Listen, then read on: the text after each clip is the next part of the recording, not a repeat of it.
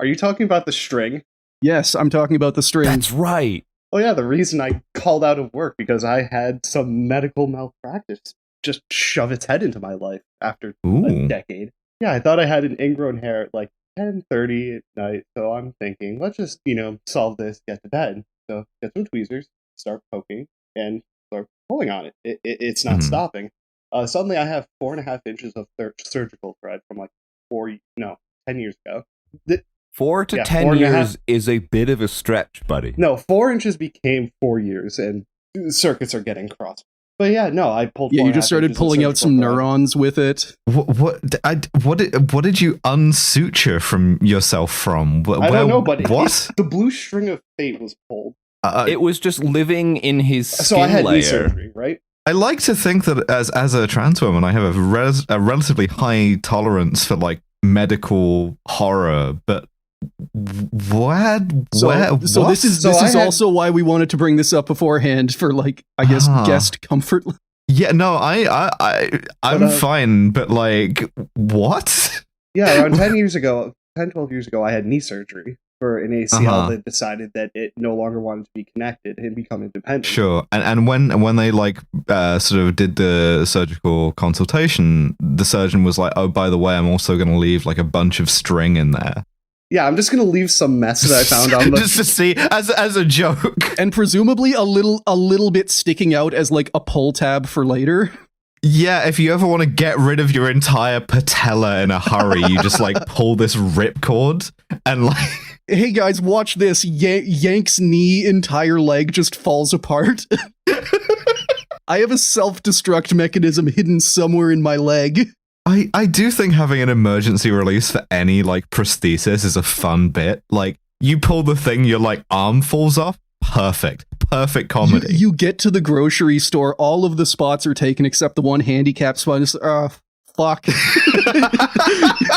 You just become, one of those lizards that can just shed its tail and just leave behind a decoy? It's a couple of short steps from the kind of knee ripcord to the rocket-powered arm from Metal Gear Solid here. Oh god, please, that would be so cool. You just have a rocket-powered knee. Just the knee joint comes off. You immediately like collapse to the floor because you've got one knee left and the other one can't bear weight. But like your knee at that moment is like rocketing across the parking lot to like punch someone. I pull the patella ripcord, my knee hits a cop car going Mach 2. What if you had an adapter for your other prosthetic leg so you could attach your other leg nub into it so you'd have like this Y-shaped leg structure to support yourself with after you ripcorded your other knee off? No, it's going to be a reload for my other. Man who says he doesn't like RimWorld body horror 2 minutes later. Imagine your patella, but it's the low-sat missile. My sea-skimming knee. Just things enter into a kind of arms race, and like my patella, which is coming in like low and fast up to someone else, is defeated by a kind of like trophy system active interceptor knee joint. Just shoots a toe or something off to destroy it in mid-flight. I feel like we're entering the non-credible realm of body modification. Every day of my life. No, I will have the Kinjal mounted into my knee. Just walking around in a kind of like armor suit made of the like ERA bricks, like a Ukrainian tank. Just like a dressing gown covered in them. I feel like ERA bricks is like a vehicular fashion statement for any Ukrainian vehicle. It's not just the tanks anymore. Absolutely. It's a little sort of like patriotic thing. It's going to be like a foam thing for like 30 years in the future. People just putting it on their trucks. I was about to say, I'm imagining a future where it becomes like a throwback, fashion show design, and like the woman's dress it's like green and it's designed to look like it's covered in ERA. I think F-150 covered in like those contact ERA bricks is a fantastic look and probably exists right now in Canada.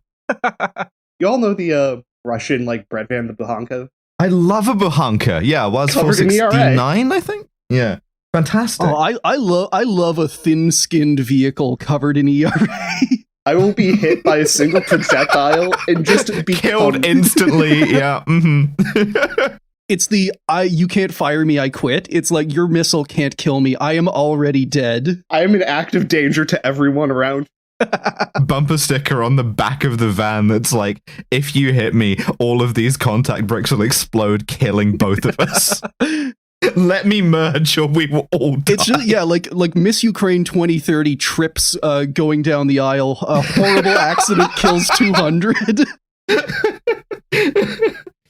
I love that, like, ERA goggles design for the van. Like, I'm sure that that's not spaced a safe enough distance to prevent the driver from having, like, a breakfast of fucking shattered bullet-resistant glass. As far as, like, really closely held explosives go, the one I always come back to is during the Operation Paul Bunyan in the Korean DMZ, South Korean Navy SEALs went into the DMZ with claymore mines on their chests and the triggers in their hands, going up to the North Koreans being like, fuck with me, fight me right now. Would you fist fight a man with a claymore strapped to his chest? Yeah, once. Yeah, Chris, I was gonna say this entire conversation reminds me of that stupid picture of, like, the bike with the propane tank on. It's like, go ahead, hit me, we can both lose. On the other hand, like the commanding officer could entirely have convinced those guys, like, no, claymores explode directionally; they explode outwards. So as long as you are on the opposite side, as long as it is, I will be perfectly okay. I will be perfectly fine. Just like a slight, like, square scorch mark on your shirt, and you're otherwise fine. We had a pretty large bang associated with the caution and warning now. Okay, as we have an apparent serious oxygen leak. 4, 3, 2, 1. Houston, we've had a problem. He's in a roll and he can't stop it. Performing an evasive maneuver. Okay, Houston, we've had a problem here.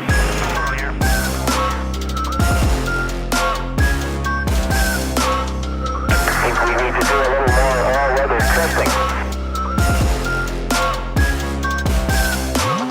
Welcome to space.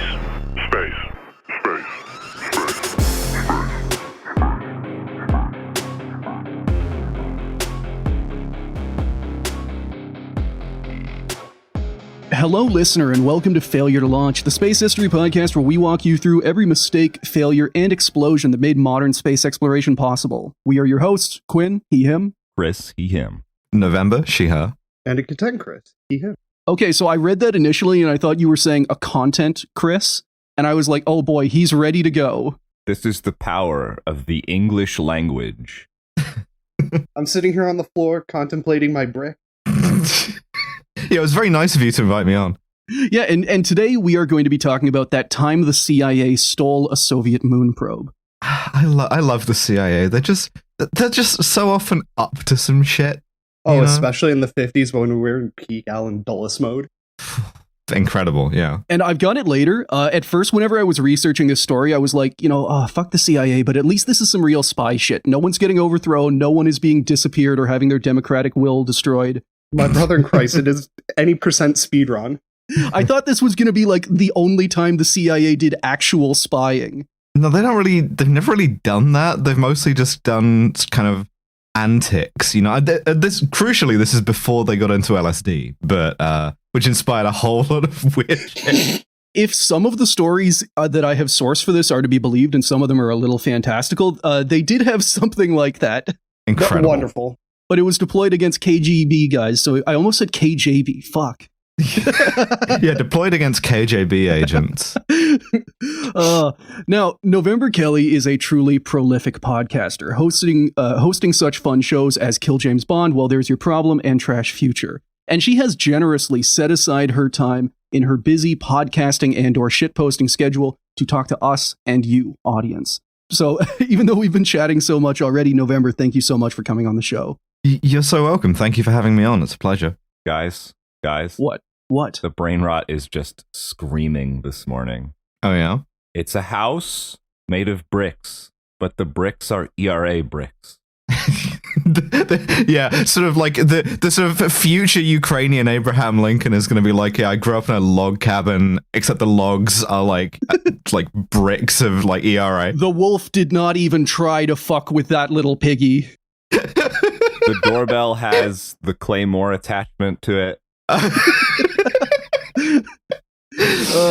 This is the kind of level of sensitivity that everyone who posts about housing policy on Twitter operates on. No, you see, it's wonderful. It's the doorbell that instantly obliterates any solicitor.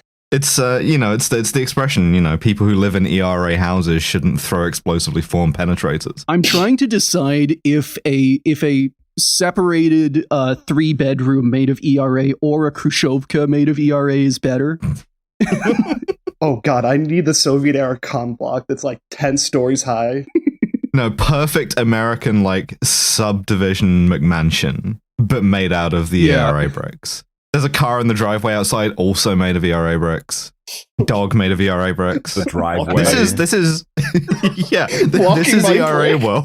It's real and it's strong and it's powerful and it's our friend. The trees just have like a blanket laid over them that's just covered in ERA bricks. running outside at the first snow to like catch a little ERA flake on my tongue and it detonates, blowing my entire head off.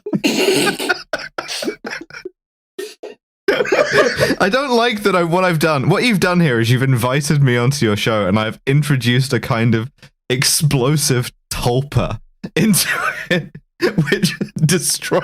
Remember how I said that I was confused about that? Like, I had no idea how Lions, that one episode was like, why is Elder Scrolls Dwemer shit becoming the one bit? And then it happened to us, and ERA is somehow going to be the recurring knee thread throughout this entire fucking show. I mean, if we think about knee thread is also ERA. If we think about it, ERA conceptually is incredibly popular in many spaces. Okay, so yeah, this is actually content. This is actually a very smart move. We're gonna in November's defense, I feel like I don't want the NAFO crowd. No, listen, I'm just gonna circle back to we're not derailing anything. Like, I'm like the little Ice Age squirrel stuck in permafrost, and you're just global warming come to warm me out of my permafrost state, and we're just talking about ERA in circles tonight, this morning,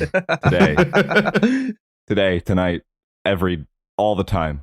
Whatever time it is. Whatever the time it is, it's always time to talk about explosive reactive armor. Talk to your kids about explosive reactive armor.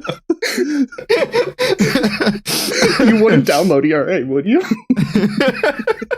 Just sort of like the download more RAM thing, but it's like downloading more ERA and throwing it into my army.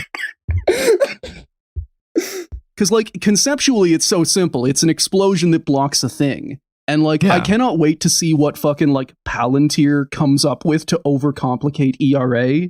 It's gonna have, like, IFF in it that's supposed to not detonate towards friendlies, except they're gonna do a bit flip, and it's just gonna kill everyone around it. Getting a notification as a missile flies at your tank that your subscription is up. This is how every IDF tank works. Like... Yeah, doing like microtransactions in the sort of iPad in the Makava tank as a guy puts a red triangle over you. No, we're going back to the Chinese Space Bureau episode, and it's just a brick of contact on a stick getting swung at your kneecaps. Wang Binjiang with a baseball bat with ERA on it that is also covered in the devil's venom. Knuckle dusters, but it's the brick. Also, audience, if you enjoy this podcast and for some reason enjoy this kind of content right now, if you want to hear more of it, consider supporting us on Patreon. Signing up at any tier gets you access to our entire catalog of mostly movie reviews, KJB ripoffs, that kind of stuff. I don't think we invented reviewing movies. No. Thank you. Yeah, and we've mostly just been talking about like dumb Soviet space movies. What about Rico? Yeah. Wait, what about Rico? Okay, yeah, and we also talked about a kaiju movie, and Tarkovsky. The most damp man in the world after killing his wife. Are we talking about Tarkovsky or the kaiju movie? I can't remember. Just a very damp Godzilla. Did Rico kill his wife? Isn't every kaiju movie damp, though? Like, I feel like the ocean plays a big part of it. In overall moistness? There's definitely dry kaiju movies, for sure. Like, Mothra is a kaiju, and Mothra's not damp. Like, the inverse, I would say. Flight. Yeah, absolutely. I'm just thinking, like, to every, like, Godzilla versus King Kong thing, like, King Kong must smell just awful, like a wet dog anytime he's in water.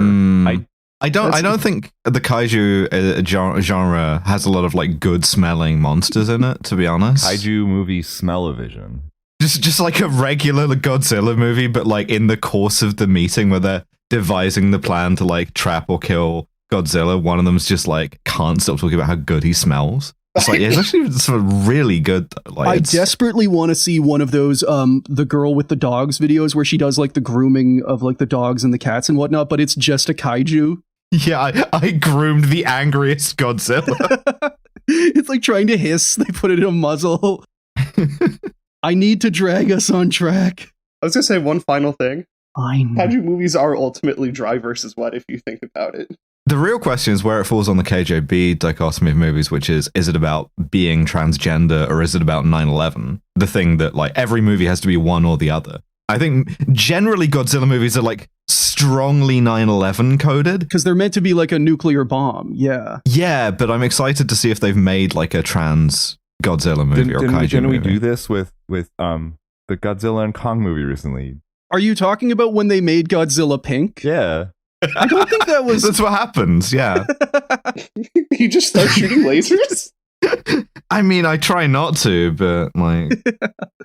And audience, as we get into this, this is normally the point where I would talk about the sourcing, but I'm going to save that for later because it needs its own section because the sourcing for this is weird. You guys have sources? I wish we hadn't because this entire story is relying on the word of spies who are notoriously not honest. Yeah, it comes with the job description. Also, perversely, like paradoxically self-promoting. Glory hounds, every single one. I think a lot about Project Azorian, right? Hell yeah. The CIA, like, submarine salvage thing, which every motherfucker involved wrote a book about. You know, because in fairness, it was a very cool thing, and if you do a cool thing, you want people to know about it. But like, just rope a billionaire into it. Just hey, you want to get it up to some shenanigans? Yeah, but like this whole sort of like quiet professional thing is like, well, pulling the center section of the submarine out and just whacking the top of the missile with a hammer. The submarine is imploding around me. I pull my knee thread. The inflation device hidden in my leg rapidly yanks me up to the surface. But that would be bad. Yeah, it's not ideal. I feel like at that point, it's not the bends anymore. I feel like it's more like the blows, you know? Like Yeah, you bend, like, if anything, too much. The string that turns me into pasta sauce. Check this shit out, Project Kardashian. Thank you. You put an air pump onto the knee thread and you start pumping and it just inflates your ass. All right. Variable ass. just they fish you out of the water as you've escaped from your submarine. They like hustling you into a hyperbaric chamber. You have a massive ass. It's like sticking up off the stretch. Everybody is so mean to me. The last thought going through my mind. Yeah, in the event of an emergency, you can use it as a flotation device. The world's most perverse shark. I feel like if you're a shark, if you like bite into someone who's like, you know, dying of the bends, you're probably gonna like, it's gonna go off like one of those ERA bricks, right? Because there's like nitrogen trapped in the tissues. Come full circle. That you're releasing. Yeah. Shark with ERA brick teeth. Chris, edit in the video of the whale exploding on the beach right now. All right, we'll do that. The whale is just a brick. I have to just a shitload of whales stuck to the outside. It's a bombardier beetle. It's nature's ERA brick. Space Race 1959. Now, our story starts in a kind of less known period of the space race, 1959. Most people know about the first volley of satellites, so this is like Sputnik, Laika, Explorer, maybe Vanguard, and they know about the race to get humans into orbit. So this is like Yuri Gagarin, Vostok versus Mercury. But between those two periods was a lesser known event, the first moon race. Hot off their early successes and knowing that the ultimate finishing line for all of this was to put humans on the moon, the newly founded NASA and Soviet space program raced to... First, they were just trying to slam satellites into the moon at hypersonic speed. We're gonna shoot the moon. I know a product that could help the moon with those types of problems. Hey, moon, have a hypervelocity penetrator problem? Have you tried wearing an ERA vest? Neil Armstrong and Buzz Aldrin just getting blasted to bits as they come down for landing. Imagine how smooth the moon would look if it was wearing an ERA vest its entire life. I don't like the idea of a smooth moon. Now, audience, if you want to learn more about this, please listen to our interview with space historian Drew LePage, or check out his blog, which will be linked down below. He's done a lot of work on this. Check out the time that we invited on someone who knew what they were talking about rather than this time. Our show does have a good mix of that, where like half of our guests are other content creators who riff with us, and the other half are like actual space historians. The only time that has somewhat mixed is the time we had Mary Roach on, who is an author who did some incredible space history work, but who also told us about the time she tried to sniff the astronauts as they came off the space shuttle, just to like learn about how they smelled, because her book was all about the space hygiene, living in space, the not fun parts. Sure. No, it's always so good when you get like an academic who is like funny. Oh, she was absolutely delightful. I'm a big Mary Roach stan. So basically, while both sides prepared their manned programs by launching dogs and chimps into orbit and sometimes recovering them, they also improved their rockets, making new designs that could loft bigger payloads further, in this case firing them directly like bullets at the moon. Now, what's relevant for our story today is the earliest launches of the Soviet Luna program. If you've heard of this one recently, it's because Roscosmos, Russia's version of NASA, tried to cash in on some good old nostalgia and renamed their lunar lander. They named it Luna 25 to make it seem like they were carrying the old torch. Now, Luna 25 failed. It slammed into the moon. It was a shit show of a program that we will definitely talk about, but in complete fairness, like 90% of last year's attempts at landing on the moon also failed. It turns out it's hard. But before all of that, the real Luna program ran from 1958 to 1976 and achieved a load of firsts for the Soviet Union, like first flyby of the moon, first impact of the moon, first orbit of the moon, first soft landing, etc. Yeah, you can see all of those like in a handy graph anytime you like get in an argument on Twitter with someone who's a big fan of the Soviet Union. Yeah, the podium thing going down. Yeah. And they'll point to like first robotic lunar sample return. I mean, why put robotic in there? Why would you have to preface that? Was there another one? Just doing the kind of lost cosmonauts thing where they sent like one guy with a shovel up there. His dying action was to like throw like a kind of like couple of shovels full of regolith into the thing and then die on the moon completely unheralded. This is what they used to do to you if your posts were bad back in the day, and we need to bring it back. He's just on the moon dressed up like a Chernobyl liquidator. Grigory Nelyubov pisses off the wrong person and gets volunteered for Luna 12.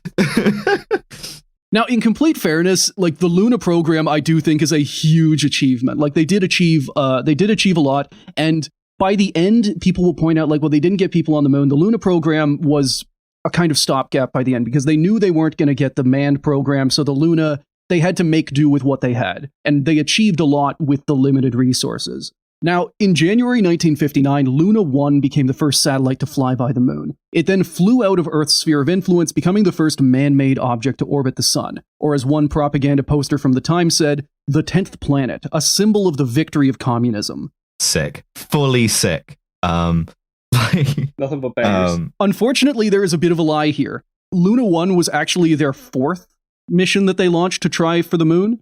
The other satellites didn't reach orbit, so they didn't exist and never got numbers. So what you're saying is there is a 10th planet that we don't know about. It's still out there. Incredible. Also, Luna 1 was not meant to fly by the moon. It was meant to hit it. They missed, and so the propaganda guys just decided to make lemonade, and they were just like, yeah, fuck it. It was always supposed to do that. Well, it clearly worked on me because I think that's impressive as fuck, and it's like based on aiming at the moon and missing is like really funny. Iron sights on an R7. lying on your back in Baikonur, Kazakhstan, watching the moon track slowly across the sky, and like, hold it, go. Just getting annihilated under the rocket. Now, a few months later in September, and there was also a failed month in June that didn't happen. A failed month in June? June did not load correctly. The entire month of June. Sorry, you know that you have me in a very in like a sort of terrible rebellious place when I'm leaping on like sort of slight like misstatements, but like I'm just imagining they had a couple of failed launches in June, so they just go around to every calendar to rip it out like it didn't happen. Yeah, this was extra May. It was bonus May. All right. Hey, what did you do last month? Black bag, go. The KGB just went to every single house in the Soviet Union and just blasted them across the back of the head with a brick until they forgot. So yeah, they had a failed launch in June that didn't happen. So whenever they launched in September, that became Luna 2. And this one succeeded in flying directly into the moon at hypersonic speed, making it the first man-made object to impact another celestial body. Beautiful legacy for mankind to like kind of reach out and punch the sky, you know? They also did it in a way that created some of the coolest collector's items imaginable, and I am desperate to own one of these. See, every Luna probe carried 2 propaganda shrapnel bombs, baseball-sized spheres made of interlocking Soviet emblem medallions. On impact, the spheres broke, spreading dozens of little Luna program medals across kilometers, and also marking the first time that humanity had littered on another celestial body. So everyone who has ever made a sci-fi game set in like our universe in our future has like been fucking up on the collectibles front. I'll say that to start with. Oh, absolutely. If anyone, for whatever reason, ever decides to go back to I don't know, whatever the Bethesda space game was, I already forgot. Starfield, yeah. Yeah, there should be a mini game where you just trawl across the moon map looking for tiny little shiny collectibles. Just doing it with one of those litter pickers.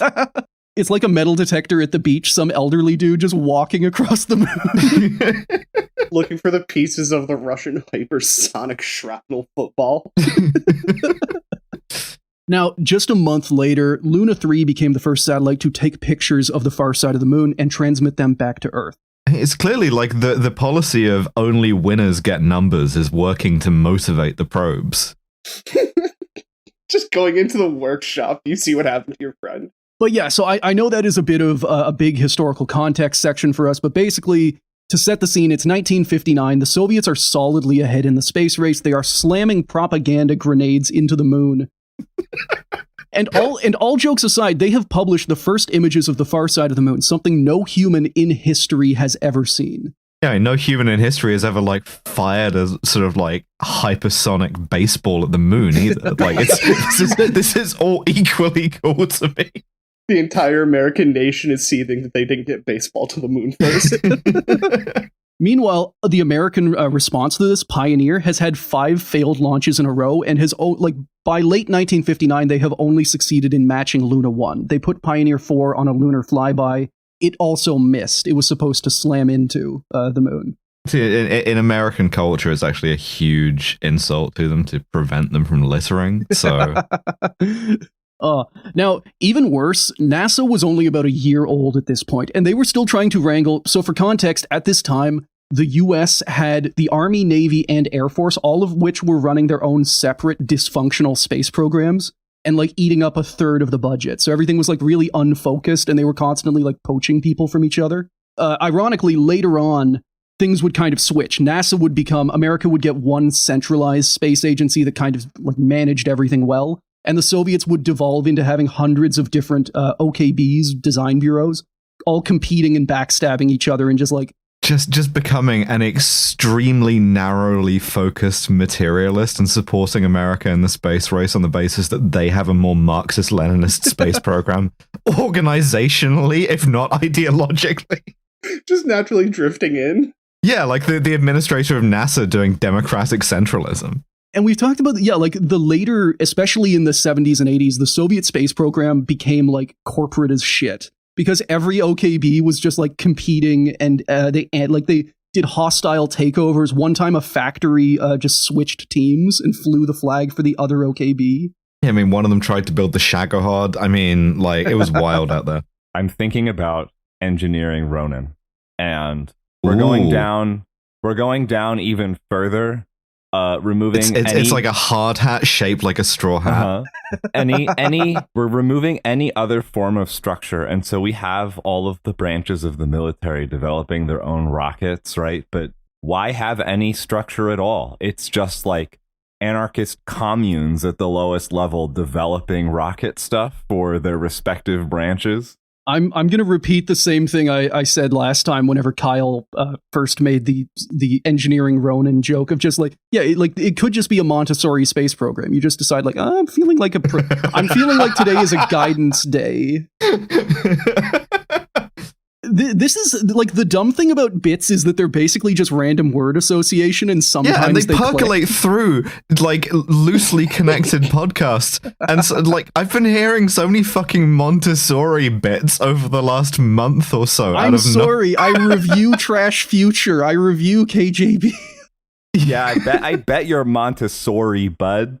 But Tish slapping my knee and it falls off. Slapping your knee and it engages the emergency eject system. The launch escape system built into my knee. Slapping your knee, fires the probe, misses the moon entirely. 10th planet. Slap my knee, the IFF fails. Oh, no, what you need is like a new patella that's fully the like sort of a hemisphere of the Soviet like propaganda baseball. So like you get any impact, it shatters into a bunch of propaganda hexagons and like so you just like you're like lying on the ground in agony surrounded by like scattered bits of knee that say like, you know, Soviet Union. I'm incredibly stuck on the concept of our entire mission purpose is to hit the moon with a probe and then just missing. Like the entire like that's like the entire reason for the missions being is we have to hit the moon. And it's like sir, we missed. Sooner or later just taking a sort of philosophical conservation of momentum thing attitude to it and being like, well, sooner or later it's gonna hit something. It's just like the I don't never tell me the odds. What are the odds? I don't know. 50-50. We hit it or we don't. I mean, to be fair, the thing about Luna 1, right? Funniest piece of space debris to get hit by. That's how we're introduced to our first, aliens. Just first contact. One of them gets killed, like hitting the fucking head or tentacles or whatever by Luna 1. And then the second moment after that is we need to find who did this. And they have a bunch of like propaganda shrapnel medallions to look at. And we get a landing on Earth. It's like, where the fuck is the Soviet Union? One of the aliens having the propaganda shrapnel like stuck in his forehead like Venom Snake. Introducing Marxism to an intergalactic species through bombarding them with shrapnel. Absolute, through like about maximum velocity. Just doing the thing from The World Is Not Enough where he has like one of the Marxism-Leninism medallions moving towards his brain, and as it travels it makes him more communist. Lives in the middle of the Russian Victory Day parade. I found you all this time. Space age spying. Now, there are a lot of reasons why the CIA was particularly interested in space and learning whatever it could about the Soviet space program. First off, neither the Soviets or the Americans really had homegrown rockets. Both sides made extensive use of Nazi rocket know-how, acquired through all kinds of horribly shady means that we will talk about. Operation Paperclip, Operation Oso Aviakim, and when recruiting failed, good old kidnapping and blackmail. I'm not going to feel too sorry for them because they're fucking Nazis. I will say that a lot of these people probably should have died at Nuremberg instead of, getting cushy jobs. Oh, sure. Although at least the Soviet ones were a bit less cushy in that it's like, 5 guys are in your apartment in East Berlin. You are now going to Siberia rather than we are going to like get you a house in like Texas with a pool and a barbecue. Hey, would you like to go to Siberia or become a wind chime? I do love that they did the bait and switch because whenever the Soviets were recruiting, their big kind of draw was because they had captured a lot of the V2 facilities in East Germany. Their draw was, hey, you don't have to move. You can stay in Germany. And then they did that for like 1 year. And then they just said like, yeah, sorry, we're going to Baikonur now. Yeah, gaslight, gatekeep, girl boss. That's engraved on every single one of those shrapnel things. They got their ass with the camel spiders in Baikonur. The fucking Overwatch thing of you're going to Kazakhstan. So basically, both sides were already really good at stealing and incorporating other designs. So once the space race got started, they just started doing it to each other. Another reason was, back then, there was no such thing as a dedicated spacecraft launch vehicle. Both sides launched their satellites with modified ballistic missiles. For example, the basis of the Soyuz rockets that launched Sputnik 1, Laika, the Luna probes, the first cosmonauts, and are still being used today to launch Russian cosmonauts, it is the R-7 Semyorka, the world's first ICBM. Meanwhile, it wouldn't be until the Saturn V that NASA got a truly dedicated space rocket. They were also using modified nuclear missiles. All of that is to say that if you learned anything about a satellite launch vehicle, you were basically also unlocking your enemy's nuclear secrets. The rockets were like 1-to-1. This also made propaganda really difficult for both sides since they wanted to show off their fancy new toys but couldn't afford to give away how they worked or how well they worked or anything like that. And you had this back and forth of the scientists want to put out scientific papers. They want to talk about all this stuff and show it off. And the military guys are just like, please don't tell anyone about my rocket. Please don't tell anyone. All they can send is just a rocket under a sheet. Here's our pointy cylinder. And the end result of this is that a lot of, especially Soviet space propaganda wound up being this perfectly calculated study of, vagueness. It was just vague enough that they could brag about it while not actually giving anything away. Yeah, what did you just put on the moon? Who's asking? What's it to you? Who wants to know? Yeah, holding a huge victory parade for this thing you did, and if anyone how'd you do it? This is a huge achievement. What? No, fuck off. Yeah.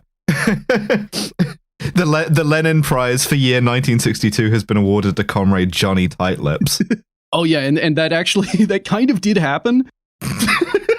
Because whenever Sputnik launched, they wanted to give a Nobel Prize to the person responsible, and the person most responsible was Sergei Korolev, the head of OKB-1. But because his identity was a secret, the Soviets responded no, this is an achievement of the entire Soviet Union. On the one hand, that is kind of fair. I don't like I don't like the idea of boiling down any big space program to just one guy, great man of history kind of stuff. But no, it's great, but it's also very clearly we're not doxing our boy. Just Korolev in his oddly shiny leather jacket, just pissed off in his house. And of course, Call of Duty Black Ops hadn't been invented yet, so they had no way of explaining to him that if they had revealed his identity, the Americans would have killed him with some anachronistic SMGs. Woods, you see that fat guy over there? Yeah, the fat guy in the leather jacket, the one who's always eating. That guy, get him. The fucking MP5K on slide 10 has been bothering me since I saw it. I know, right? Now, whenever it came to space secrecy, the Americans had a much harder time of it. NASA was a public institution that was under constant media and political scrutiny, and every launch was announced well in advance. While the military could classify what exactly was being launched, it was still pretty easy to figure it out from the rocket used and what orbit it wound up in. Yeah, very, very fun to do this with the space shuttle program, for instance, where it's it's STS fucking, whatever. What's this one doing? Don't worry about it. Who's on it? Don't worry about it. Why is it doing this weird orbit? Don't worry about it. Just as soon as you see NRO, it glances off the mind. Just, oh, no, I'm done. Yeah. But then the problem is that you have a bunch of amateur astronomers with really fancy telescopes who can look up and see them manhandling the Keyhole satellite out of the fucking payload bay or whatever. I can't wait to talk about the KH project. Oh, hold that thought, buddy. We're gonna get to that very soon. Me talking to the OP-4 rocket. Hey, what you got there, bud? And it's just oh, nothing. Rocket with a suspicious probe-shaped lump in its throat. Now, the Soviets did not have that problem. They only announced launches after the fact, and only if they were a success. If a rocket didn't reach orbit, it never existed. But if a payload did reach orbit and then it failed, say if a Luna probe was launched but then it didn't reach the moon, they had something called the Cosmos system to help cover it up. So we've talked about this briefly in our episode on Cosmos 954, but for our guest and any new listeners, a Cosmos number is a generic satellite designator that gets slapped on any Soviet or Russian satellite that doesn't have an official project name. So like Sputnik 3, Luna 15, Venera 12. It is basically miscellaneous satellite number. Don't worry about it. Do not worry about this object. It doesn't exist. Why are you so, just a kind of gaslight designation, why are you so worried about this object? You're always talking about the object. I feel like you're kind of obsessed with the object. You don't think about my feelings. And really, I think it's kind of strange, you know, because you're always putting objects up there, but you always want to look at my objects. God, now I'm just thinking about how Sputnik 3 was officially called Object D. I was about to talk about Object D. Our favorite boy. Listen, maybe there's questions about the object, but I really find your tone when you're asking about the object kind of hostile, and I don't think that like I'm in a place mentally to engage with that kind of negativity right now. We sent the Soviet Union to therapy. To give you an idea of how much they use this, at time of writing, the latest Cosmos satellite that was launched about a month ago is Cosmos 2576, a Russian geodetic surveyor. 2,500 instances of, don't worry about it. Yeah, no. So maybe you should look at your own fucking objects. In practice, like the Cosmos system, it's an amazing way of hiding military satellites because it like confusing Western observers about their purpose.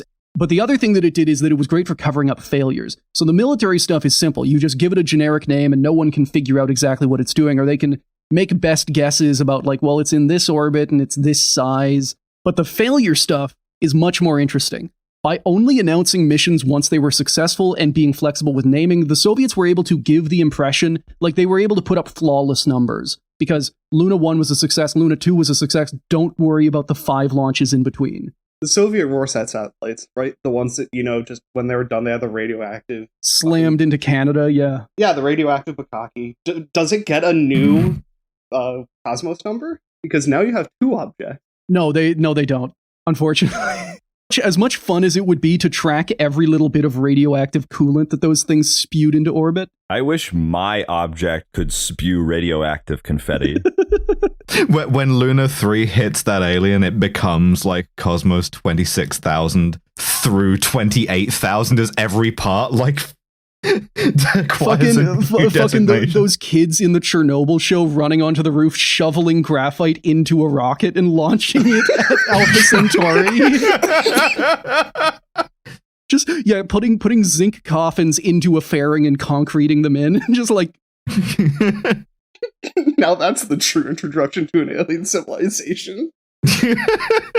Just open the fairing, lying completely dead inside. It's still insanely radioactive in there. It's like locked in rigor mortis with 2 thumbs up and your entire face melted off. Just like and also extremely radioactive Pioneer plaque attached to you. Just like yeah, we're from here. It fucking sucks actually. The aliens assuming that every single human looks like the melting guy in Indiana Jones. Oh, fuck.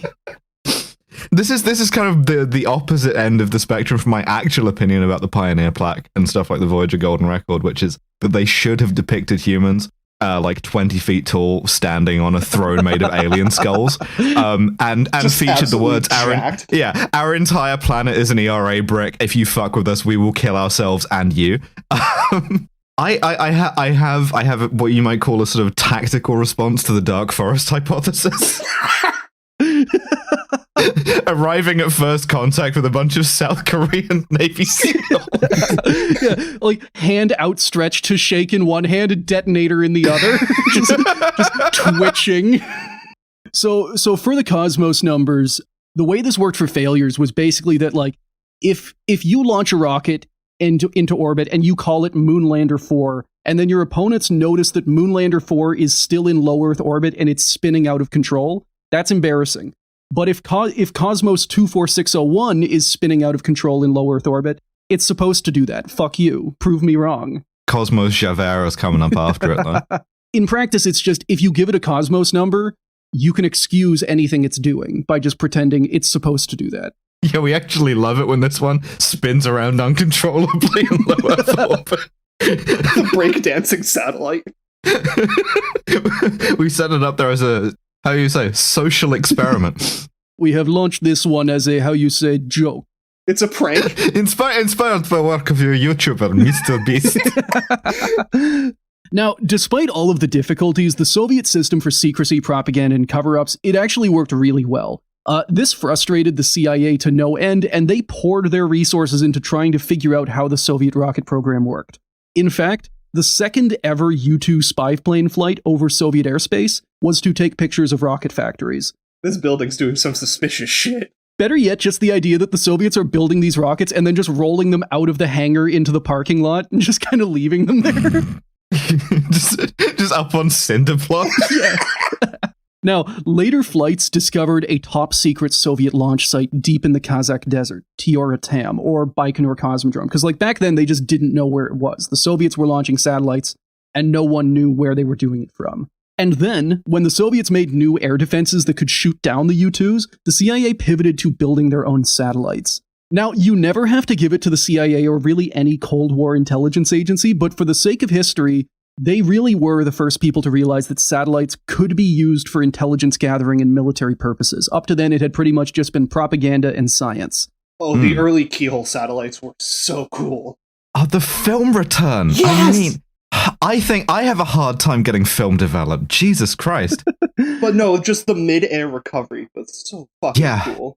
Yeah, we're just gonna like fire this down from orbit with like a bunch of 35mm film in it, and we're gonna like snatch it out of mid-air. Plucked with the might of Zeus. So you are predicting this perfectly because these are the world's first spy satellites. They're codenamed Corona, and they are launched starting in 1959. And I need people to understand how much resources the CIA poured into this. Of the 24 satellites launched by anyone in 1959, a third of them were CIA spy satellites. Of the first 60 satellites launched in human history, 10 of them were CIA spy satellites.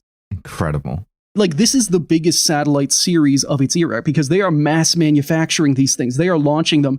NASA and all of these other American space agencies are having to wait in line because the CIA needs to launch another Discoverer 10. Doing the another $14 billion for Israel meme, but it's like another 100 satellites for the National Reconnaissance Office. You don't understand. I need more satellites. So, after pouring hundreds of millions and a couple of guys' lives, because some of these things exploded, into building a fleet of spy satellites, it was a surprise when the biggest space intelligence coup in history was basically just the Soviets handing it to them. We have finally reached the part where I get to talk about the CIA Luna heist. Conflicting sources. So, I have two main sources for this episode, and it's worth talking about how both of them came to be. The main one is an article in the CIA internal journal Studies in Intelligence called The Kidnapping of Lunik. This is basically just like an internal, hey, look at this thing we did, and never meant to be seen by the public. It was written by one of the agents involved in the story and published in 1967. It stayed secret until a FOIA request brought it into the public eye in 2019, which is about when every tech website on the planet made basically the same article about it. For clarity going forward, I'm going to call this the CIA article. The other source is an MIT article called Lunik, Inside the CIA's Audacious Plot to Steal a Soviet Satellite, written in 2021. Let's call it the MIT article. While it does source heavily from the CIA article, it also uses the books written by and interviews done with other spies involved in this story. And this is where we run into some problems. The CIA article is so vague and sanitized that it barely has any details. It's vague. It reads like a CIA puff piece, which it is, and it doesn't even say which hemisphere this story happened in. Meanwhile, the MIT article credulously repeats the conflicting words of spies who got out of the CIA and DFS and immediately started glory hounding like crazy. It does have a bit more detail and it fills in a lot of the blanks. It also has elements that are it has a lot of flourishes that will be really good whenever they make the screenplay. Villains shaking their fist, that kind of stuff. Sounds like people that were not exactly excited to be spies, but they just wanted to be guys that were spies. And that's another thing we'll see with this story. These guys they're not used to spy shit. These guys are overthrowers. The instant you ask them to do spy shit, they kind of don't know what to do. Yeah, I don't have to put LSD in anyone's drink to do this. What the fuck?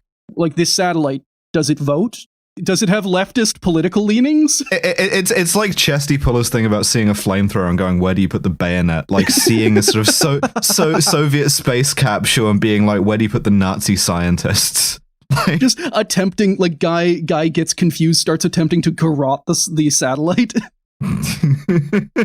Yeah, we must arm, train, and fund moderate rebels within the satellite. Trying to give the satellite LSD and just putting a tab on it.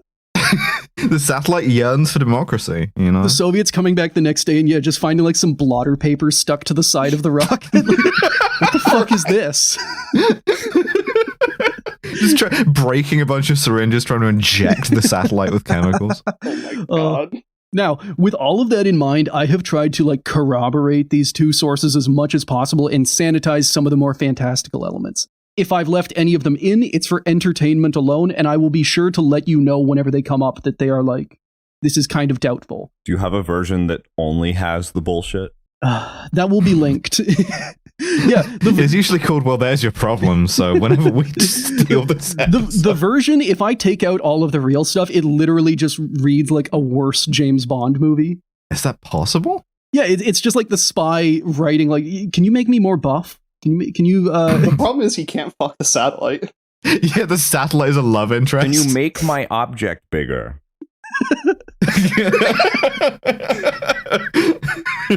My object D. Can we embellish the dimensions of the object that we launched?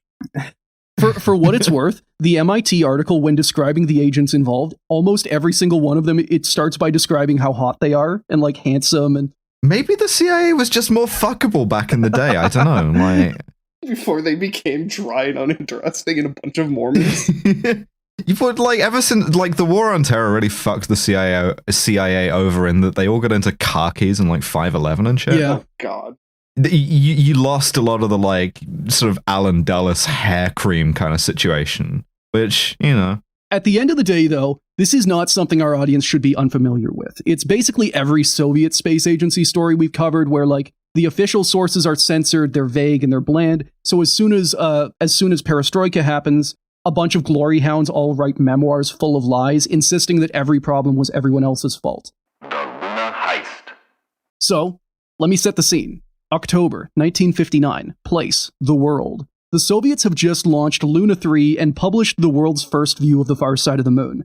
Khrushchev is performing an end zone dance on the world stage. The Soviets are printing propaganda posters like no tomorrow. I really like this one where you have Luna 3 as a kind of like extremely high velocity photographic trash can. Yeah. Like, also, a fun side note about Luna 3, since we're talking about spy shit, the film that took the first pictures of the far side of the moon actually came from the CIA. Khrushchev again, right? Like, complex historical figure, but also like up there with LBJ in terms of like dick Big length dick figuratively. energy, yeah. The metaphorical Object D size. So basically what happened was, if you're going to send a probe out to the moon, there's a lot of radiation. If you're going to take pictures, you need radiation-resistant film, which the Soviets did not have. However, the CIA did have radiation-resistant film, and they were sending it to the Soviets every now and then because they were flying hundreds of spy balloons, and every now and then these would crash, and the Soviets would harvest the film. Incredible. For what it's worth, Khrushchev didn't know. None of the higher-ups knew. They thought it was a Soviet invention. It's just that the guy in charge of the camera was like, fuck, we can't do this. And he had a friend of a friend of a friend who had some of this film, and he was just like, I told Alan Dulles it sounded like he was just feeding radiation-resistant film to the Soviet Union, and he got mad at me. The film they had, it was the wrong size. It didn't fit in the camera, so Soviet scientists had to, with scissors by hand, cut the film, like trim it down to size to be able to fit. Incredible. And this is the first pictures of the far side of the moon. The Kremlin only found out once perestroika happened. Just look at the KBs, you did fucking what? I'm trapped on the thought about the film theft, because it's like, you say that it wasn't a Soviet invention, but why did they fly those balloons over the Romanian SSR? Well, actually, though, the reason why the guy in Baikonur was able to get it is because they were flying them over Baikonur. I was just right. I was like, you just landed on the guy's fucking office by accident. Yeah. Just like, God damn it, this film isn't working. I truly wish upon a star that I had some radiation resistant film, and then just like plowing through the sky. Big like CIA printed on the side of the balloon. The CIA orb just crashes through your gas. He's wishing on a shooting star, but it's actually a flaming hydrogen balloon. So yeah, that is how the CIA made a huge Soviet and landmark scientific victory happen. Thank you again to the CIA. This is the thing, right? Joe Biden is so lacking in imagination. We could be doing this shit with Chinese spy balloons now, and we're choosing not to, you know? God, my favorite thing from it's a digital camera, but I'm sure you could take that camera and launch it into space. I'd fucking, take the SD card out of it. I don't give a fuck. Well, just tape a Huawei phone to a spy satellite. Yeah. just like an American spy balloon, which is like a weather balloon with a Huawei phone on a really long string. It's like coming in over the Chinese coast at like 40 feet above. But the balloon is still in like the upper atmosphere. The string is just that strong, long. So the Soviets have just succeeded in launching Luna 3. They have taken this picture. This is a huge propaganda and scientific victory. And in light of their massive win, the Soviets decide to take their space program on tour. They set up a sort of traveling world fair where a Soviet pavilion would go from city to city and show off all of the industrial and scientific progress of the USSR. I've seen some of the legacy of this in Moscow. This sort of like cosmological park thing, complete with a lot of statues, of course. So it's cool. Like, probably cooler still back in the day when you could be like, holy shit, you guys are still putting them up there, you know? In 1958, space was a very big part of that. You can see a Sputnik model in the back. I don't like seeing Soviet propaganda in Dutch. That leaves an uncomfortable feeling. Yeah, no, something about that is not tickling my brain in a good way. Oh, I need to see We hebben een serious probleem in Cyrillic. Houston, we hebben een serious problem. Wait a second, how can we be sure this is the Netherlands? I'm not seeing anyone wearing blackface. Well, a lot of them are walking towards the Sputnik. Oh shit, you're right. So they're doing this expo, they're traveling around, and the main attraction was a third stage of a Luna rocket, complete with a probe similar to Luna 1 and 2. So they started off traveling through Europe, then North America. Whenever it reached New York, CIA agents were somehow able to get access to the rocket for a few hours alone, presumably they came in at night, and they were shocked to find out that this thing was not a model. It was not a mock-up. It was a real rocket and a real probe, and all they had done is just strip a couple of the electronics out. And make your model is expensive. What do you want? Then we have to show it to the model guys. Could compromise secrecy. The Americans surely won't see it and steal it. Wait a second. Everything else was real, even the manufacturer's marks on every part. So after years of doing incredibly successful OPSEC, the Soviets have just decided to send their probe on vacation with a couple of guards. Just the museum is a sacred space, you know? Sending the probe on vacation makes it sound like the satellite has some agency. Yeah. Well, I mean, I feel bad now because it got to go on vacation and then a CIA guy comes up and slaps a blot of paper. Leaving my space probe in the apartment on holiday while I go and have tapas across the street. Not bringing the satellite to the restaurant.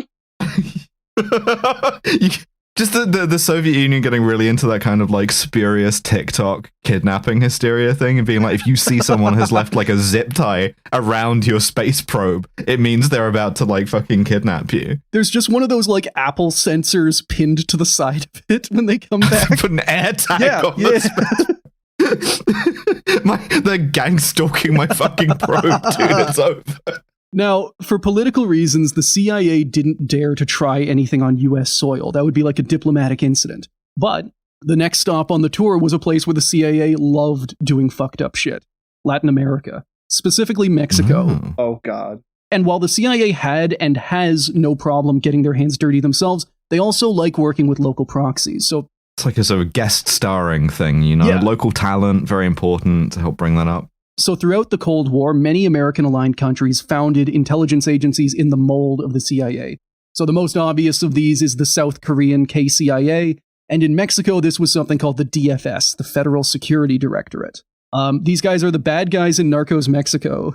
Yeah. It really fell out with the federal government of the US with the whole Camarena thing.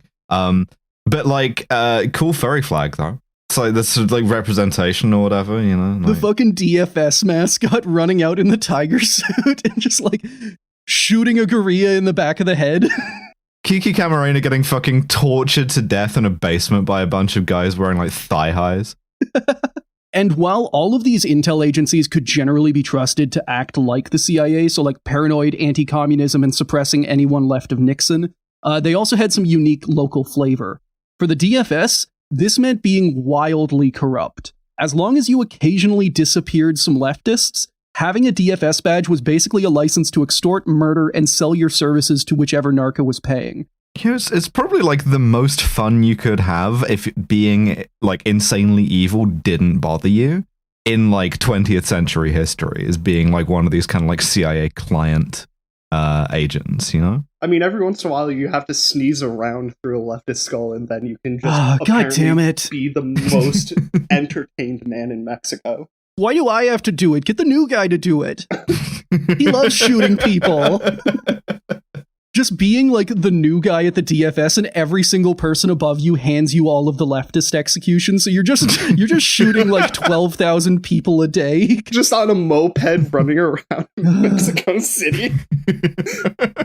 And like basically the CIA also did stuff like this, but it tended to be in the vein of like, we're gonna sell our services to the narcos and we're gonna use this money and we're gonna put it in a dark slush fund and we're gonna use that to do some like Iran-Contra shit. Whereas the DFS was just straight up corruption. It's just you do stuff for the narcos and you take the money home. And this got to the point where several high up DFS officials just flat out became their own narco lords. I love the term dark slush fund.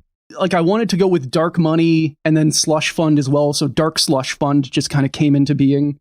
Getting a dark slushy from the sinister slushy machine. For any people who heard us on Lions Led by Donkeys, it's got the consistency of mazout, that like that tar oil. Oh, God. Paying people out in black slurry gold. Just here's a Ziploc bag of mazout. That's your payment for the week. like sort of like a gardening like bag of mulch, but full of mazout. You know, slamming that into the bed of your pickup truck. We got to disappear this guy. Make him sleep with the mazout. Getting concrete slowly sinking into the mazout pool. Anyway, the CIA resolved to steal the Luna satellite. Also, the stories disagree about whether it was a Luna 2 or a Luna 3. And the MIT article repeatedly calls it Luna 3, and then it shows pictures of Luna 2. I found the work of a couple of space historians that seem to agree that it is Luna 2. So, like, one of the probes that just slammed into the moon with the propaganda bombs. Wait, so you're telling me that the CIA potentially still has a couple of extremely sensitive, like, propaganda footballs? Well, I mean, they put them back. I would have grabbed a piece, but I'm just trying to envision, really picture the propaganda football in my head, and I'm just thinking that, like, what if it's like too hard? Because it's meant to hit the moon, right? What if you're trying to break it and it's like a kind of Easter egg / Terry's chocolate orange you situation? Have to slam it on you're the like table, banging this shit off. Yeah, exactly. Like on the edge of a table, and it's like, for fuck's sake.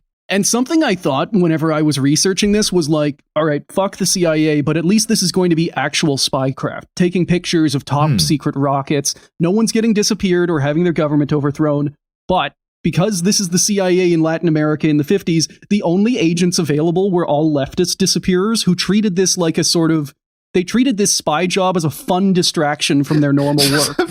having to like take it to those guys, and they're like, okay, so where do you want me to kidnap the leftist space probe? Just bundling the leftist space probe into the back of a Ford Falcon. Having to rewrite the mission dossier to like make them understand it. Yeah, so picture this as an extremely large, like several 100-ton college student.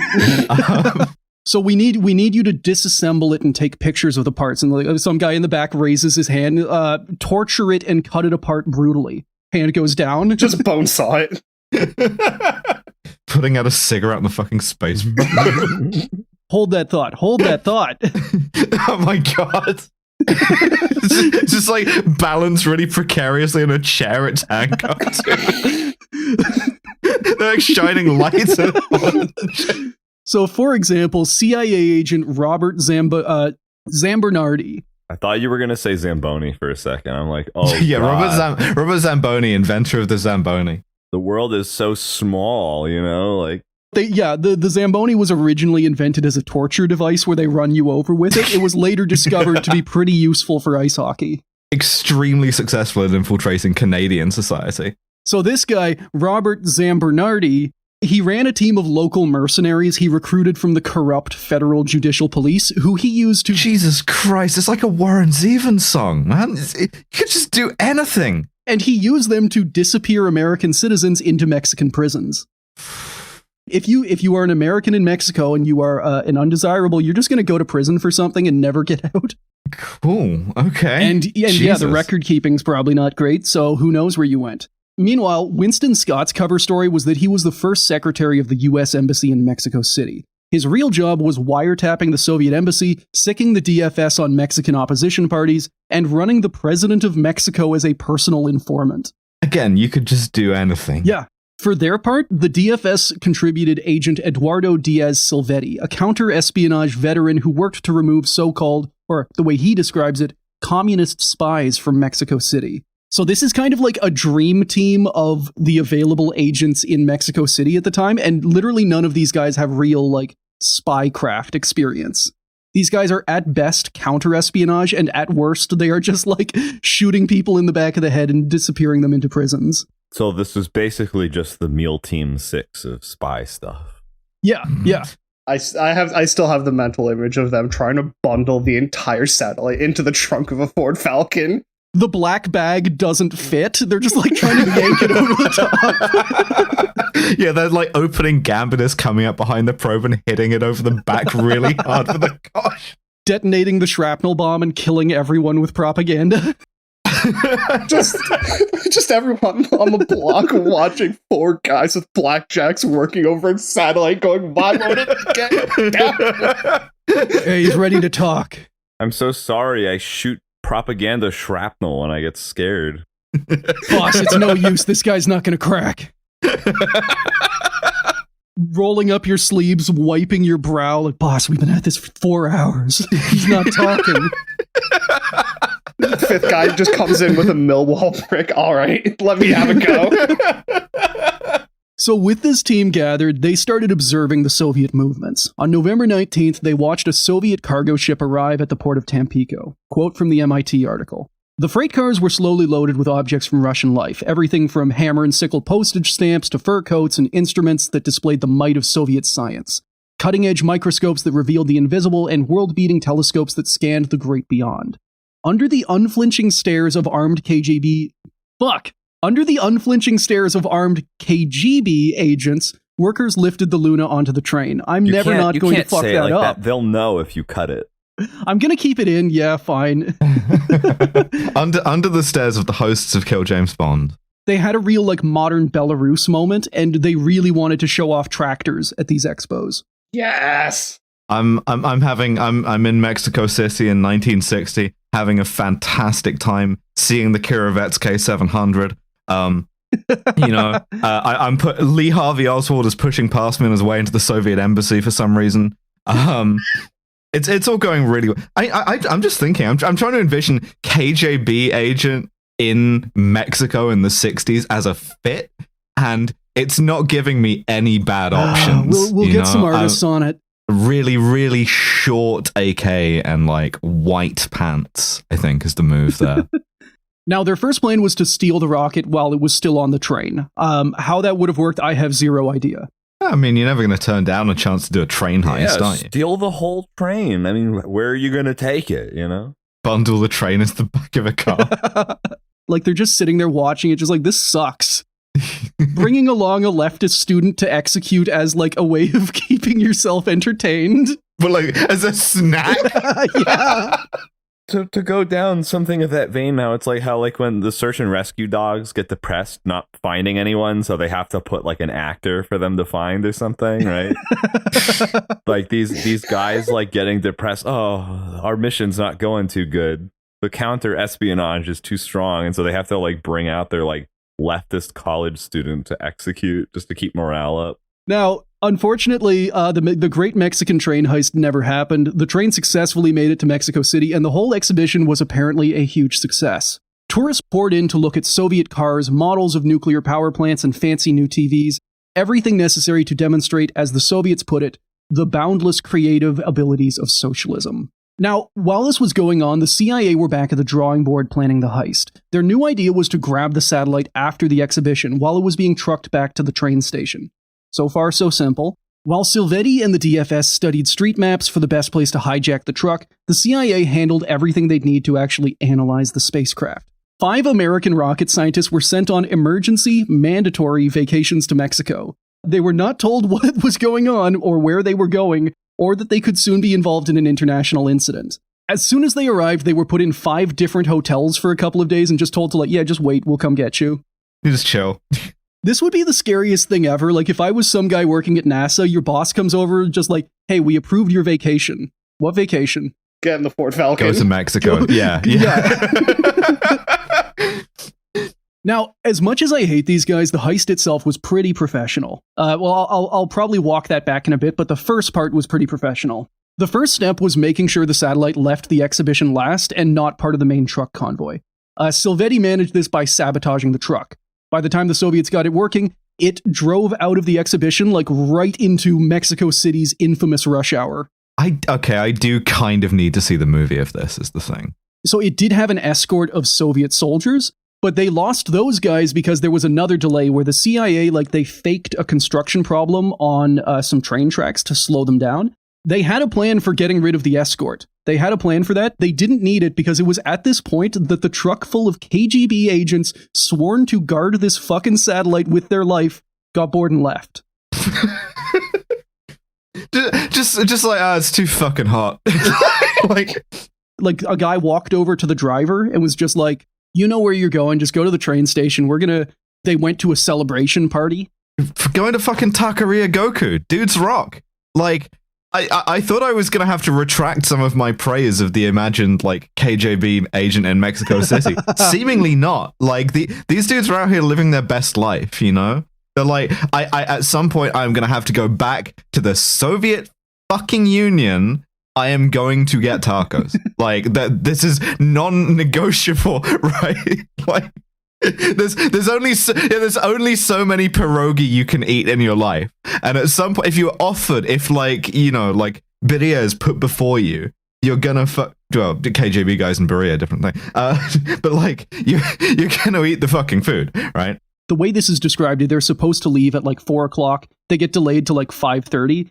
How do you tell when there's a KGB guy at the taco stand, because he always orders the birria? Thank you. And these guys are just sitting at the truck. They know the restaurant closes at 5:30. It's 5:29. He's watching his watch, and the line of trucks is not moving. All right, they're gonna spend the rest of their life trying to recreate the birria taco, but in pierogi form. Yeah, but they go back to having the potato ravioli at home. So all of these guys got sentenced after this to go and be regolith collectors. So I'm not sure it worked out for them, but in that moment, there is no word of criticism that I can offer to them. I'm very disappointed that there was not the escorts were not disposed of by laxative means. I was expecting that, and that didn't happen. They just left. So they were ready to give them all the Havana syndrome, or just one giant sort of tarp-sized thing of LSD that they were just going to throw over the whole truck. But this is the 1950s, so the Havana syndrome gun, the CIA heart attack gun, is the size of 2 Mack trucks. And they just couldn't fly it down in time. It needs 4 diesel generators.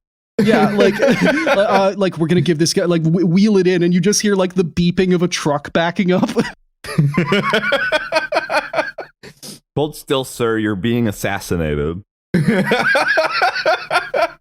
Now, for what it's worth, the MIT article, and I could not confirm this doesn't appear in the CIA article or any of the other ones.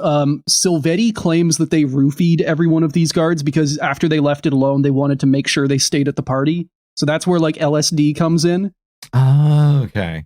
Again, this is the part, audience, I highly doubt this. This is something that is coming from a glory hound and spy. But the way he describes it is that they used tranquilizers and prostitutes. So they made these guys really horny and they tranquilized them, and apparently just those guys had a fantastic evening, just all told.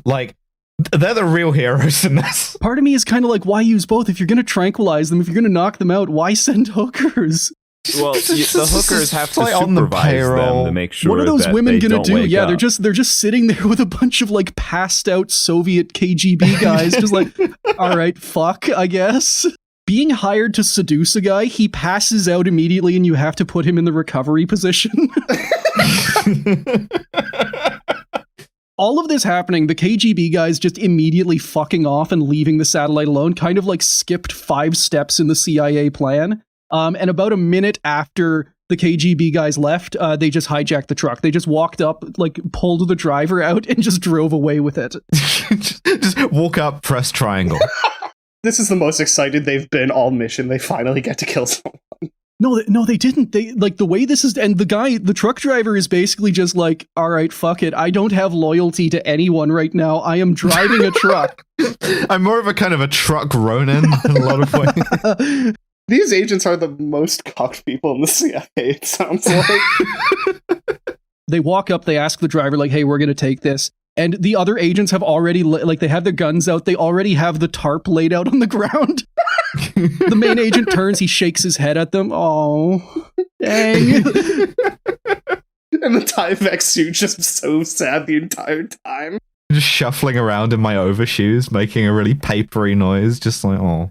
So with basically zero effort, they have managed to hijack what is at the time one of the most advanced spacecraft in existence.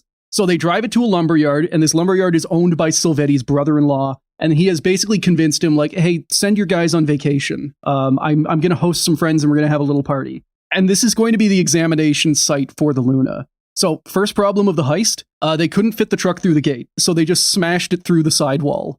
Hell yeah, let's go. The National Clandestine Service. Just backing through the wall with a little siren on. They have a satellite in the back. They have an incredibly fragile piece of hardware that, like, if it gets the tiniest bit damaged, the Soviets will know, and they're just, like, ramming it into a wall. Also, remember this, it will come back later. So, safely tucked away with their prize, the CIA's recruited scientists were able to get their first look at the satellite. Like I said before, these were not mock-ups. It's unclear whether they were backups or, like, engineering test units, but the gist is that they were, like, they had all of the secrets in them. The Soviets had done less than the bare minimum of spy-proofing. They had only drained the fuel, they had removed part of the engine, and, like, a little bit of the electronics. Amazing. And while I've gone back and forth between calling this a professional heist and a shit show, the actual examining the satellite part of the story just sounds like work hell. First off, the godless communist rocket is all in metric, and they didn't have metric tools, so they had to go and rush and get some more. It's like buying like wrenches in the middle of the night, you know? Imagine if that was like the thing that gave them away. Like, I don't want to get too far ahead because I don't know what's going to happen. All of the screws are stripped.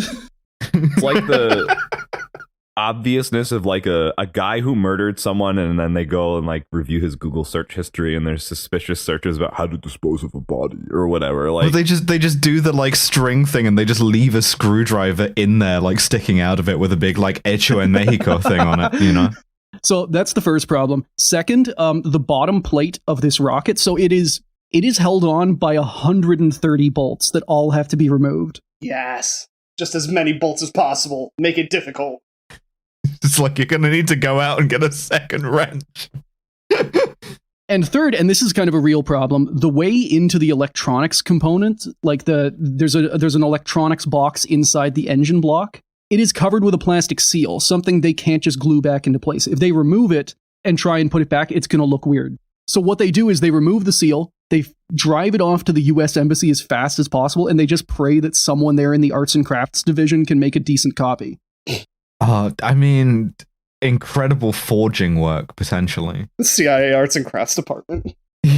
But better yet, this is happening at like 2 a.m., so they have to have the Arts and Crafts guy, like, you are the on-call CIA Arts and Crafts guy in the Mexico field office.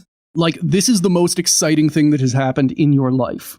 You're just normally doing like short notice passports and stuff, and a guy brings you a giant like plastic seal off a spacecraft and is like, yeah, fix it, please, I beg you. This actually sounds cool because it has an embossed Soviet symbol on it. Ah, sick. So this guy is going to have fun making this copy. So both articles also describe a couple of scares along the way. Soon after arriving, all the streetlights turned on at once. There's panic, everyone's grabbing at their guns, they think they're being ambushed by the KGB. Until Silvetti told them that this was just like, no, it's 7 o'clock, this always happens. Shooting streetlights out of habit. Later on, in the morning, all of the street lights go out at once, plunging everything into darkness. There's panic, everyone's grabbing at their guns, they think they're being ambushed by the KGB, until Silvetti's just like, no, it's 6 a.m., this is when the lights turn off. CIA officers just fucked literally by the like kind of linear passage of time. Otherwise, things went pretty smoothly. Quote from the MIT article. By 3 o'clock, the Americans had gutted the Soviet spacecraft. Everything that was removable from the craft was removed, Silvetti told the Austin American Statesman newspaper in 1987. Parts of motors, interior components, scrapings from the rocket fins, liquids that they thought might have been leftover fuel, anything and everything that was of any consequence was stripped and taken. And I really, really, really hope that they did not find fuel in that stage, because this rocket, the Block E, it used our favorite fuel, unsymmetrical dimethylhydrazine. This stuff will melt you, light you on fire, give you cancer. Just a guy soaking it up with like a sponge. Just gently pipetting it out. So, working through the night, the CIA agents took almost 300 photographs. As they worked to close up the spacecraft, a car pulled up and passed them a perfect replica of the rocket seal they'd broken earlier. Sick. Yeah, the arts and crafts guy. The coolest moment in the arts and crafts guy's career. So they fully rebuilt the satellite, put the seal in place, and tightened all 130 bolts. After a final once-over for cigarette butts, because this was the 1950s and all of these guys were smoking inside of the spacecraft as they worked, it was time to escape. I mean, also kind of like, given that it's the 50s, it's like you get out of the thing, you do your cigarette butt audit, and you're like, yeah, there's nowhere near enough in there. You gotta throw some Bella Morcanals in there. Because this was like also made in the 50s, I guarantee you they found cigarette butts in there when they first went in, because the Soviet guys are also smoking nonstop. You just kind of open it up back in the Soviet Union, like, this has clearly been spied on. Nobody here smokes Marlboros. One guy out back is just double-handing just Russian cigarettes, just wolfing them down. It's like 5:55 a.m. They have to be done by 6, and they're like, oh god, dude, we're missing like 200 cigarette butts. Get at it. So now it is time to escape and get this thing back to the train station before the Soviet guards show up in the morning. I'm infatuated with the idea that the device was not functional, like something about it wasn't working. And they just fix it. They fixed it inadvertently, having been stolen. Like, imagine just like your opposition steals your thing to figure out how it works, and they when reassembling it, they just make it work correctly by mistake. Yeah. Have you tried turning it off and having the CIA turn it back on? That would be the best way to fix a problem, though, is just like, oh, this rocket isn't working. All right, here's what we do. We ship it to Mexico. We leave it on a trailer in the middle of nowhere for one night. It will be working whenever we pick it back up. You forget your like phone password, so you start organizing a leftist insurgency in Central America. So yeah, now is escape time. Final problem. Not one of these guys knows how to drive a truck with a trailer, let alone how to back it out of the lumberyard. Jesus Christ. The satellite has not left the trailer at any point in this. Like, they have basically opened up the crate, they have climbed into the crate, and they've done their work there. So they drove through one direction, and they smashed a hole in the wall. So now to get out, they're just going to continue driving in the same direction and smash through the other wall. Again, the national clandestine. So like, with all this slapstick shit, I'm half expecting to hear that they just nailed the scientist into the box and shipped him back to the Soviet Union. I'm waiting for the part that you're going to explain to us that they killdozer the truck and the lumber building collapses on top of it because they've knocked out enough of the support. So that doesn't happen, but I am just imagining like Silvetti's brother-in-law, the guy who, like, Silvetti comes to him and he's like, hey, can we use your place? Me and some buddies are just gonna have a party. You come back the next day, the walls are smashed, there's like rocket fuel on the floor, and the KGB wants you dead. What kind of party did you guys have? It's not a real party until the UDMH comes out. Doing weird orange shots. just like, yeah, you know what has to happen. He was the first one to fall asleep at the sleepover, and it's a video of a guy just getting melted by fucking hydrazine. So they get it out, they put the original kidnapped driver in the truck, and send him on his way. That guy's just been in like a back room, hearing them drive the truck in through a wall. Yeah. Try to open the thing, swear a lot, come back with new wrenches, open the thing, swear a lot more, ask a guy for a plastic seal, disassemble the thing, reassemble the thing, smoke 200 Soviet cigarettes. No, they have the driver smoke them all. All together in a bundle, like the sort of TF2 spy meme. Throw them all in the back, bolt the whole thing closed again, and then drive through another wall. And then they've got him out of the thing, and they're like, "Can you drive the truck, please?" And I guarantee, like, this guy's a truck driver. He could have backed it in. He could have, like, he knows how to drive with a trailer. And he has just been, like, I don't know, locked in the bathroom this whole time. And just kind of like popping the trunk of the Ford Falcon, and you're just like, oh man, we should have done this before we drove through the wall. There's a real like order of operations thing here. At the same time, like we're going to see in a second, this guy truly is like the truck driver Ronin because he has no loyalty. He joins them. Yes! Quote, at 7 o'clock, the gates rattled open. Soviet soldiers barraged the driver with questions, and he fed them the story he'd been coached to give. He'd arrived shortly after the station closed, just after the soldiers decamped to their hotel to celebrate, and spent the night dutifully waiting with the cargo. From their car, Silvetti and Dean watched as the Soviets waved the truck into the station unchecked. So this guy, like, they have basically just told him, can you lie to the KGB for us about, like, how you helped us steal a satellite? And dude's just like, yeah, fine, cool. As a truck Ronin, he has no loyalty to any country or nation. They gave him precisely 3 cigarettes and a martini. Here you go. Welcome to the company. So with that, the documents were sent off to the US, the Luna stage was sent off to Havana for the next stop in its rip-roaring international tour, and the CIA Luna heist was complete. Legacy. Now, there's conflicting info on how much the CIA actually learned about Soviet rocketry from this heist. Because of what had been published by the Soviets in scientific papers, the West already knew a fair bit about the satellites, and, there weren't any big surprises there. The Soviets, they published data, and whenever the CIA cracked open the satellite, they found the sensors that gave that data. Likely place for them to be. The main focus was always the rocket stage, the Block E that carried the satellite. As space historian John McDowell put it, we didn't know exactly what fuel they were using. We didn't even know the type of rocket. It wasn't so much the spacecraft itself, it was the rocket the CIA was interested in. Basically, like we talked about earlier, all of these rockets are designed off of the R-7, a nuclear missile.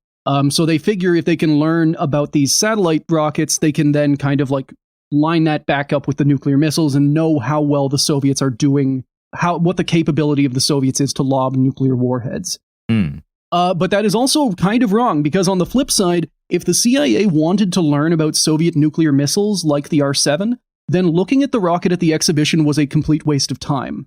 So this top stage, this third stage, the Block E, it was bolted on top of the R-7. It was never part of any nuclear missile. So they just did this for no reason. For shits and giggles. There's still the possibility that they learned some stuff, but the justification that it was there was nothing they looked at that even remotely lined up with a nuclear missile. I mean, now the Soviets sort of casual OPSEC makes a lot more sense, I guess. To just be like, fuck it, we're going to Takeria Goku. Instead of guarding this, because, what are they gonna do? Drive through 2 walls of a lumber yard, undo 120 bolts, perfectly reproduce a plastic seal, replace all 220 bolts, rip down 200 cigarettes, drive through another wall, and to learn nothing. Fuck this, I'm getting tacos. So at the same time, people will also credit this heist as being what burst the missile gap. So this is the idea in the 1950s. It was very much driven by Soviet propaganda that the Soviets were building hundreds of nuclear missiles and they would soon have total supremacy over America. For example, Khrushchev famously said in a speech that his factories would churn these rockets out like sausages. Inconsistently? This would be true if the Soviet Union only ever managed to produce 12 sausages and made spent several billion on them. The 12 legs of Dr. Sausage that kept the Soviet Union intact. Because somehow they're using UDFH to manufacture sausages. Your mouth will hurt. Everyone's mouth will hurt. No one has the level of spice tolerance that will So this, the missile gap theory did get busted, but it was not through anything at Mexico City because they were just looking at one rocket. They didn't confirm or deny anything about like the number or the manufacturing. It was actually U-2 flights and Corona spy satellites that showed that the Soviets only ever had like a dozen R-7s and only one operational launch site. Now, what I will give a limited amount of credit to this heist for is that it gave the CIA a glimpse into the evolving system of OKBs and factories that made up the Soviet space program. There's a bunch of like graffiti on the inside of being like OKB 92117 sucks dick. It's just like, wait a second. This meme made by OKB 2928. Take your sensitive ass back to OKB1, bitch. This is OKB 586. We clown in this motherfucker. Fuck, I've got to make that meme. So, one of the things they did manage to get out of this was that all of these parts, they still had the manufacturer's marks on them. So, like, everything, it still had, like, stamps, inspections, all of that was on these parts. They were able to get pictures of them. They figured out where these parts were made, and from that, they were able to, like, target spy satellites and say, like, okay, well, we know that there's a factory in this city. Let's put a spy satellite here. So in 1959, the Soviet space program hadn't quite devolved into the constant OKB line brawl of the 70s and 80s, but it was getting there. For example, the Luna probe the CIA inspected was made by OKB-1 in Moscow, while the Block E rocket was made by OKB-586 in Ukraine. Well, they clowning this motherfucker, yeah. I'm thinking, I have brain rot occurring. I'm thinking of like a Soviet state that's so paranoid about counterintelligence, like being spied on, I guess is kind of what I'm trying to say. Like it to the point that it has affected them entirely on like a cultural level. All of their buildings just move. So it's like every time you look at the room, everything's rearranged. The buildings are all in different places, and it's like, oh no, like our rocket launch site, yeah, it's this giant tracked vehicle, and we've moved it somewhere else because we knew that you took photos of it in Kazakhstan. Literally, the like raison d'etre of the Shakhod, yeah. I am first stage. Citizen, what do you mean? The lunchroom has always been next to boardroom 2. Now, while I don't have any details, it's also likely that the CIA passed some of this info onto the American space programs, which at this time was NASA, the Air Force, the Army, and the Navy. And that they got maybe some technological boost from seeing how the Soviets built their rockets, or at least an upper stage. And while the CIA didn't get any info on how the rest of the rocket looked, the diameter of the Luna stage confirmed to them that the R7 was massive. Also, you can see if you go to slide. Oh, Why people are already there. Slide 26. Yeah, slide 26. I like the fucking thick Luna or the thick R7 to be like. Yeah, what does this look like? Girthy, I imagine. What if we just made it wider? What if we loud and boomered our rocket? Audience, what we are describing right now is the CIA getting really horny about the dimensions of rocket. Mm-hmm. Yeah, they made a couple of best guesses of what they thought the R7 looked like. And one of them is actually pretty good. Like, it looks vaguely like the R7. It's got the side boosters. The other option is just like, what if it was thick? Yeah, what if it was one stage? Now, in the end, the Soviets apparently discovered that the Luna had been tampered with, but not before it was already long gone. Of the agents involved, most were awarded and went back to doing all of the deeply unethical stuff they normally did. DFS agent Silvetti, for his part, was denounced as a traitor for working with the CIA once the new Mexican president took office, and had to flee to the United States, where he started glory hounding and wrote a book. You hate to see it happen to such a nice person, you know?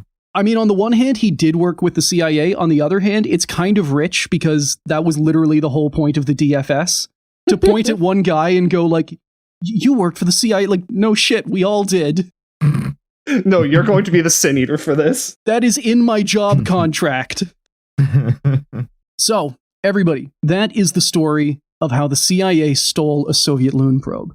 How are we all feeling? Yeah, incredible. Amazing. Okay, I will try and find more stories like that in the future. It was cool, but I mean, they didn't really accomplish anything. Yeah, the CIA got to go on a field trip. Yeah, well, they don't need an excuse to do that. CIA Mexican vacation. I mean, there was a lot of vacationing going on. Luna got to go on a vacation. A bunch of NASA engineers were just like, "Hey, you're going on a vacation." I bet they the made arts them and use some. crafts guy got to have his vacation interrupted to come into the office at 3 a.m. Are you kidding? That was his moment right there. So yeah, that has been this episode. November, thank you again for coming on. This has been so much fun. I've had a fantastic time. Thank you so much, guys. Seriously, it's been great. This is the most fun I've had in a long time. I'm gonna have brain worms about the brick all goddamn day. Literally any time you guys want me to come on for anything, it would be a pleasure. So. Absolutely. That is on the record. I'm not cutting that. Audience, you heard it. So yeah, audience, thank you for listening to another episode of Failure to Launch. If you enjoyed this episode and want to hear more like it, hit us up on Patreon. You can hear, like you normally hear a ripoff of Well, There's Your Problem. You can hear a ripoff of Kill James Bond. This week's minisode was supposed to be last week's minisode. Sorry, it got a little delay. We will be talking about the space pen and probably the dumbest urban legend about space that I hate so much. Thank you to everyone who has signed up to support the show, and a big shout out to all of our top tier patrons. Our cyborg cats, our boss, Charlie, June, Lupe G, Matt, Spectre Cohen, and Tortilla Baron. Our space dogs are Akai is Best Guy, Ben L, Brandon M, Daddy Bongo, Double Time, Fractal Moonlight, Furious Luddite, Joe, John C, Lenswipe, Oliver, Sean H, Central Kazoo, Sean P, Sparks, Tom M, Barosh T, Winksmith, and Zim. Albert count 26. Thank you for listening to another episode of Failure to Launch. If you want to follow us, we are Failure to Launch on Blue Sky and FT Launchpod on Instagram. We also post our episodes with visual aids at Failure to Launch Podcast on YouTube. All music was provided by DJ Danark.